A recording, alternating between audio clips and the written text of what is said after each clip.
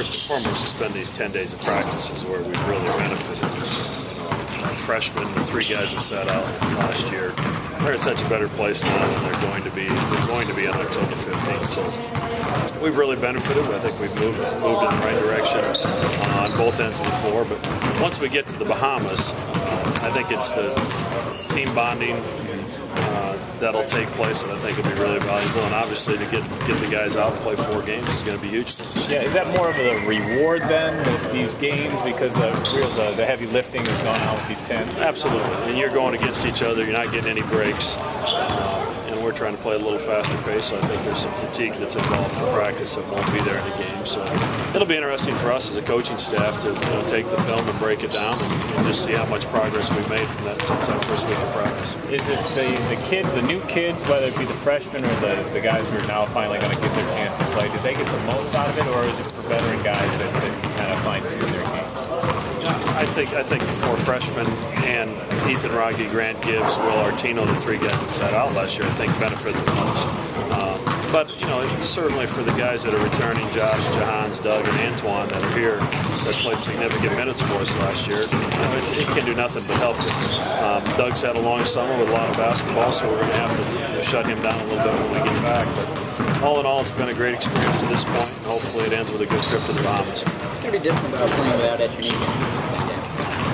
We've done it in practice during the course of the 10 practices we've had. So it's actually been great for Will Artino and Jeffrey Grosel to get all those reps in practice, and they're going to get most if not all the game reps as well. So Gregory's in a good place. He's working hard. He's playing against great competition. He's becoming a better basketball player, and the fact that he's not here has really helped these 2 young guys. You worry about basketball overload with Doug, because he'd be playing anyways, but just not at that level. It's just the number of high-level practices that he's had.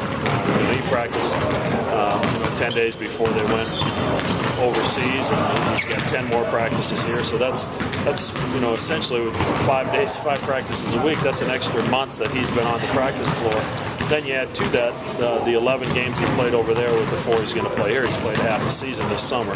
So we just have to be careful with him when we get back, make sure he gets adequate rest, and we'll have to do the same with Gregory when he returns from the World Championship. How is Rogge? You said yesterday you don't know today. I think it's minor, or at least I hope it is. We're still waiting for results on the MRI this morning, but it appears to be something minor, and hopefully we'll get him back on his feet here soon. And I see that the non-conference schedule's out. How do you look at that? You got some good competition to get you ready for the Valley. Well, we wanted to build a non-conference schedule that's good enough that if we do what we're supposed to do, we have an opportunity to be an at-large team to the NCAA tournament. That'll always be our goal, and I think to do that, you have to be aggressive with your non-conference scheduling. We definitely were aggressive this year with 4 road games against very good teams, a neutral site game with Iowa, to go with Nebraska and Northwestern at home. So it's a great schedule. I think it's one that our fans will enjoy. These practices, how are you feeling about being a conference?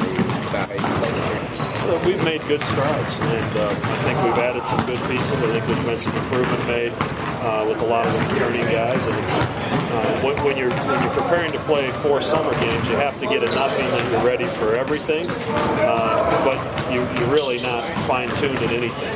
And that's been a little bit of a challenge for me, understanding that's not going to be perfect because we aren't getting near the reps that we would normally get. But I think all in all, the guys have grasped what we've asked them to do. They're competing hard, they're playing hard, and they're getting along well together, and this trip will be really good.